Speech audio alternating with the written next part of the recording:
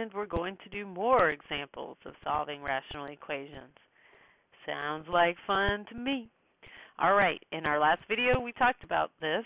If we just have one term on the left-hand side and one term on the right-hand side, we can solve this using cross multiplication. This only works if we have one term on each side. In other words, if I had like a plus 7x over here or something, it would not work. Okay, so we're going to do this one by cross multiplying. And on the left-hand side, I would have 3 times x plus 7.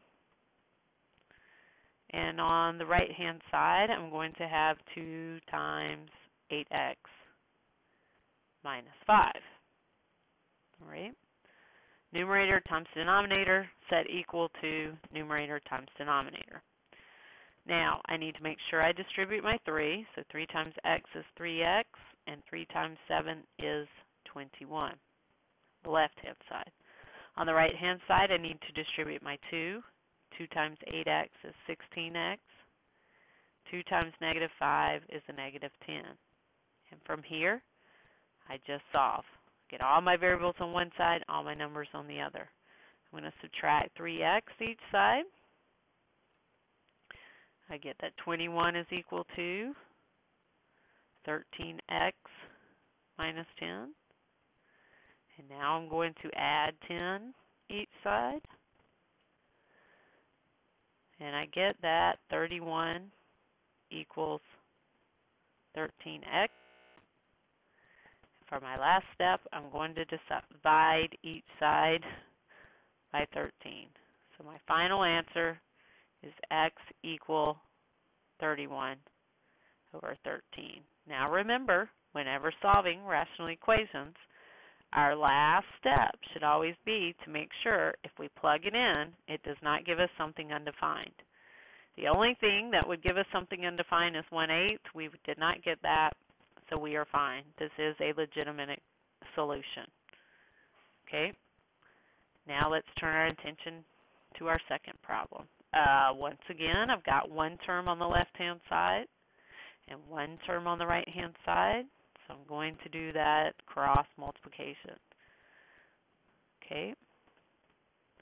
So I'm going to have t plus 5, yes, that is a 5, times t plus 4,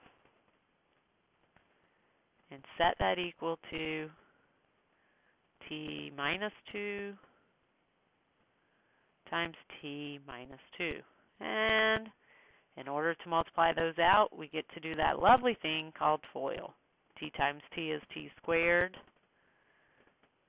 I would get a 4t and a 5t, so that would be 9t. And then 4 times 5 is 20. On the right-hand side, t times t would be t squared, a minus 2t and a minus 2t. And negative 2 times negative 2 will give me a positive 4. And now notice what's going to happen here. The first thing I'm going to do is try to move my t squareds. When I do that, I subtract t squared this side, and lo and behold, my t squares go away. Yay! That's the good news.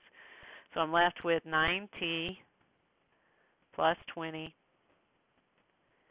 equals minus 4t plus 4. And now I'm down to solving something linear. So I want to get all my variables on one side, all my numbers on the other. I'm going to add 4t each side. Okay, I get 13t plus 20 equals 4. Subtract 20 each side. I get 13t equals negative 16. So for my last step, I would divide each side by 13 and get that t equals negative 16 over 13. And again, remember, your last step will want to be to make sure this doesn't give us something undefined.